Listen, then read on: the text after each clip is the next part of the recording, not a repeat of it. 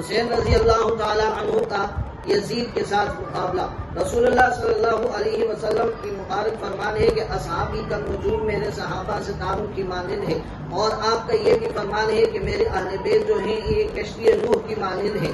جو اس کشتی میں سوار ہو جائے گا اور ستاروں کو دیکھ کے راستہ حاصل کرے گا، اللہ تعالیٰ اس کو منزل مقصود تک پہنچائے گا۔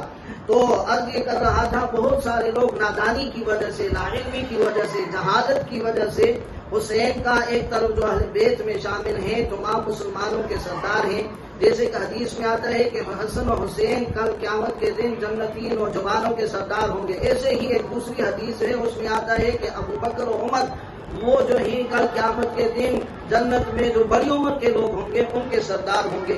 تو بہرحال تو یہ حضرت حسین رضی اللہ تعالیٰ عنہ جو کہ اہل بیت میں ہیں، شہزادے ہیں، نواسے رسول ہیں، میرے آپ کے سروں کے تاج ہیں۔ بہت سے بے وقوف لوگ علمی جہالت کی وجہ سے اس کا مقابلہ یزید کے ساتھ کرتے ہیں، اور بھائی یزید کے ساتھ حسین کا مقابلہ نہ تھا، نہ ہے، نہ ہو سکتا ہے۔